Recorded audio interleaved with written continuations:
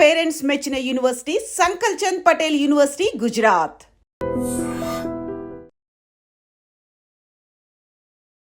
నమస్కారం గురుగారు. ఓం శ్రీమాత్రే నమః.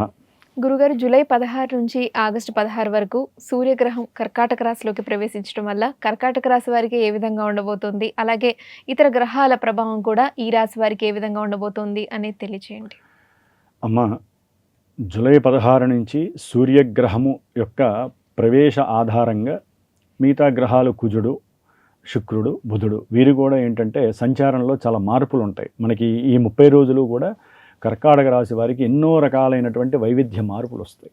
దాంట్లో సూర్యుడు ఎప్పుడైతే జూలై 16 దాటి 17 నుంచి కూడా కర్కాటక రాశి జన్మరాశిలోకి వస్తాడో ఇప్పటి వరకు అప్పుల పరంగా వ్యాపార రీత్యా ఎన్నో తప్పుడు అడుగులు వేసి ఇబ్బందులు పడి తండ్రి యొక్క అనారోగ్య బాధలు, వైద్యపరంగా ఇలా ఏదైతే ఇబ్బందులు పడ్డారో దాన్ని మించి ఇప్పుడు వీరి యొక్క నెత్తి మీదే ఆరోగ్య సమస్య, ఇబ్బందులు ముఖ్యంగా ఆరోగ్యం పరంగా వీరికి ఏ విధంగా ఉండబోతుంది అవుతుంది. అట్లాగే కుటుంబపరమైనటువంటి నిర్ణయాలు, ధన సంబంధిత నిర్ణయాలు, ఉద్యోగపరమైనటువంటి నిర్ణయాలలో పూర్తి నెగిటివ్నెస్ కనిపిస్తోంది. ఎందుకంటే సూర్యుడు ఆరోగ్య ప్రదాతే కాకుండా ఉద్యోగాలు రావాలన్నా ఉద్యోగాల్లో తీసుకునే నిర్ణయాలు కానీ ఏ విషయంలోనైనా సరే సూర్యుడే ప్రధానం. అంటే వీరికి ఆరోగ్యపరంగా ఈ నెల రోజులు అనుకూలంగా ఉండదు.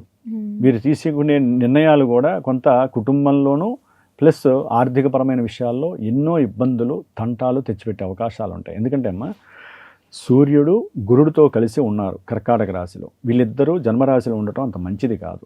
అప్పుల బాధలు, ప్రయాణ బాధలు, ప్రయాణపరమైన ఆర్థిక సమస్యలు, తండ్రి గారితో విభేదాలు, అట్లాగే మాతాపితృ ఆర్జితపరమైనటువంటి కాస్త కుటుంబ సంబంధిత విరోధాలు, బంధువులతో కావచ్చు, తండ్రితో కావచ్చు, కొంచెం సమస్యలు ఎక్కువగా ఉంటాయన్నమాట వీళ్ళకి. సంతానపరంగా ఏ విధంగా ఉండబోతుంది గురుగారు? అమ్మ, సంతానపరమైనటువంటి విషయాలలో కూడా గురుడు అనుకూలంగా లేడు. కానీ ఈ కర్కాటక రాశి వారికి సంతాన స్థానాధిపతి అయినటువంటి కుజగ్రహము లాభంలో ఉంది కాబట్టి కొంతవరకు ఆగస్టు 2 వరకు సంతానపరమైన ఆలోచనల యందు సంతానపరంగా కొంతమందికి అభిలాష నెరవేరుతుంది.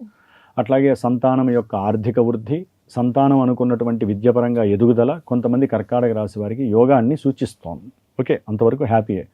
మరి ఆగస్టు 2 నుంచి ఈయన మారిపోతున్నాడు. 12వ రాశిలోకి వచ్చినప్పుడు సంతానపరంగా కొన్ని ఇబ్బందులు, మాట అనుకోవటము, కుటుంబపరంగా విడిపోవటము, కొంతమందికి అయితే కనుక గర్భ సంబంధిత దోషాల వలన ఈ కుజుడు ఇబ్బందుల్ని క్రియేట్ చేస్తున్నాడు.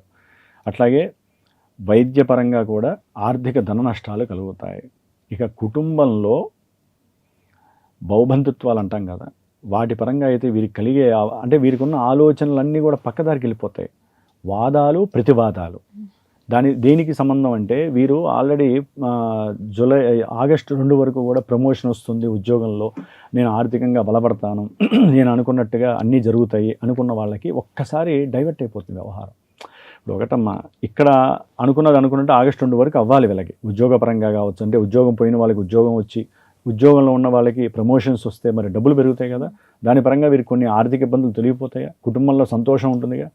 ఇవన్నీ జరుగుతాయి అన్నప్పుడు ఒక్కసారి గ్రహస్థితి మారుతుంది.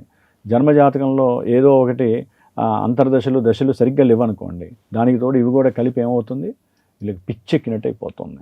ఇదేంటారు బాబు, నేను ఏదో అనుకుంటే ఏదో జరిగింది అనుకుంటే అది కాస్త ఏమవుతుందంటే ఆర్థిక బాధలు ఇంకొంచెం ఊపందుకుంటాయి.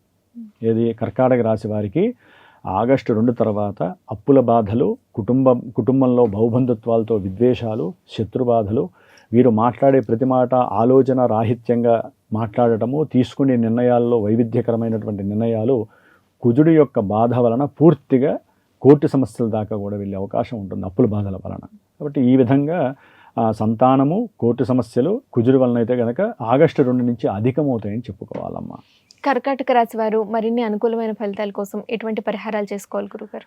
ఏం లేదమ్మా, కర్కాటక రాశి వారికి శుక్రగ్రహ బలం కూడా కొంచెం బలహీనంగా ఉందని చెప్పుకోవాలి. కాబట్టి ఆర్థికంగా బలపడాలన్నా, అనుకున్నటువంటి విషయాలందు ముందుకు వెళ్ళాలన్నా, అటు విద్యార్థులు కావచ్చు, వ్యాపారస్తులు కావచ్చు, వ్యాపారులకు కూడా దినదిన గండంగానే ఉంటుందమ్మా. కర్కాటక రాశి వాళ్ళకి చాలా వరకు కూడా వ్యాపారపరమైనటువంటి పెట్టుబడుల్లో అవివేకంగా, అనాగరికంగా ఎవరో చెప్పారని అంతర్గతంగా వీరికి ఏదో ఆలోచనలు కలిగి లాభపడతామని పెట్టిన వాళ్ళందరికీ కూడా నష్టాలు ఎదురయ్యే అవకాశాలు ఎక్కువగా ఉంటాయి ఆగస్టు మాసంలో.